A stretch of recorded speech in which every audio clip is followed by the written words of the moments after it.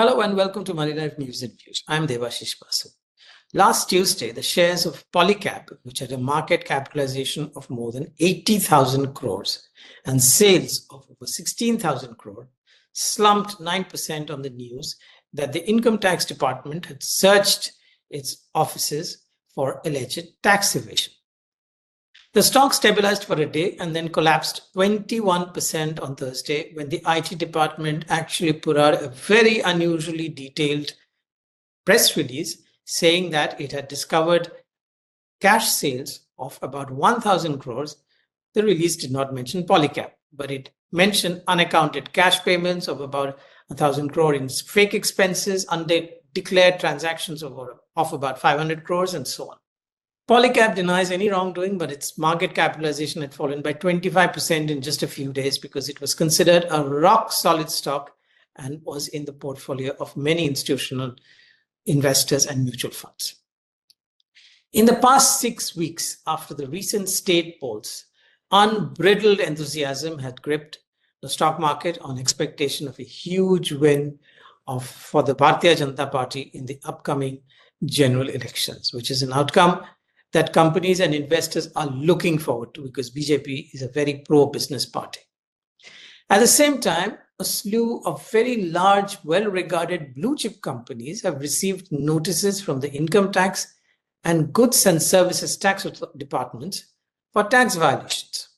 While Polycab's case seems more serious than others, and only time will tell whether it's actually any serious at all, here is an extraordinary list of large companies that have been slapped with notices for different kinds of violations and short payments. Government controlled Life Insurance Corporation got an 806 crore notice from the Maharashtra government on 1st January this year for alleged short payment of GST way back in 2017-18. The move appears to have inspired GST officials in other states. And Tamil Nadu, Uttarakhand, and Gujarat came up with demand notices totaling 667 crores on LIC. Telangana chipped in with 116 crore demand. And Telangana had already sent 183 crore notice in December. Now, as I said, a slew of blue chip companies, so LIC is not alone. From 1st January, tax demands have rained on dozens of blue chip companies. Hindustan Lever has a GST demand of 447 crore from 5 states. Software biggie LTIMindtree got 206 crore notice. Others targeted were Asian Paints, Eicher Motors, ICICI Prudential, and Nestle. Earlier, the gaming industry got a tax demand of about 1.5 lakh crore. The insurance industry is already contesting a demand of over 5,500 crore, and the real estate sector of over 2,200 crore. In November 2023, the Directorate General GST Intelligence issued a demand notice on Zomato and Swiggy, asking them to clear pending tax dues of about 400 crore and 350 crore respectively. According to a media report, around 33,000 GST notices have gone out for returns filed in 2017-18 and 18-19, while 1.45 lakh crore GST demand notices, 1.45 lakh crore, I repeat, have gone out to about 1,500 businesses in December alone.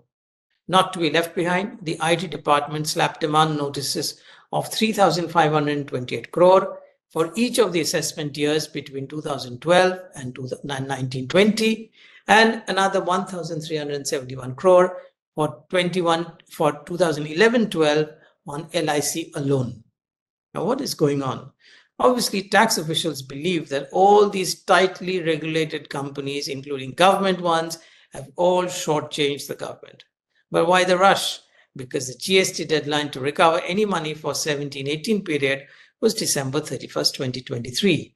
A media report says the GST authorities also believe that in general, tax recovery based on earlier demand notices have been weak.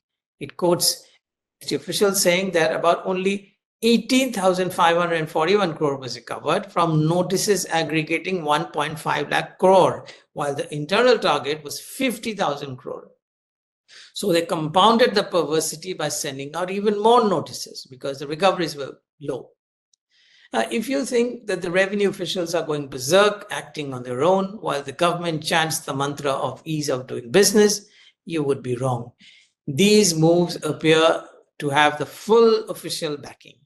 Last week, the government upped the ante by giving GST officers more time to issue demand notices for discrepancies, as they call it, in the annual returns for FY 2019 and 2020. On Thursday, the government extended the deadline for FY 2019 fiscal to April 30, 2024 and 2020 fiscal year to August 31, 2024. This means more and more companies will be wasting time and costly resources to untangle long-running disputes that the government will start. It is hard to believe that these blue-chip companies with the best tax and legal expertise and multiple layers of compliances mandated by regulators would indulge in tax evasion of this magnitude. They are all aware of the reputational damage and financial dent that would follow, along with directors' liability given the draconian GST laws. So what is the reason for this gulf, this huge gulf between the department and blue chip companies? One tax expert says the GST law is so loosely and hurriedly drafted that every officer can take a new view and put penalties beyond the capability of the assessees. The most vicious aspect of what I call taxtortion is that the disputes won't be settled anytime soon. Unlike income tax, GST laws have no process of out-of-court settlement, like the settlement commission, which is there under income tax. These notices will be contested most certainly before the adjudicating authority because the numbers are so huge. If the companies lose, they will appeal to higher courts. And given the magnitude of demand and question of law involved, each of these cases would probably go up to the Supreme Court. And all this will take years and years and involve enormous high quality time and effort and money. The courts are still hearing matters pertaining to the service tax and excise predecessors to GST. So newer issues will take at least 3 to 5 years to be resolved, probably more. Who are the main beneficiaries of the system? The tax experts and law firms. Ease of doing business can get compromised in many ways. Taxtortion is among the worst. Finally, if this goes out of hand, investors may panic, assuming the worst. And if more stocks meet the fate of Polycab, it will have serious multiple implications. I hope you liked what I said today. And if you did, please do share and subscribe. Thanks for watching.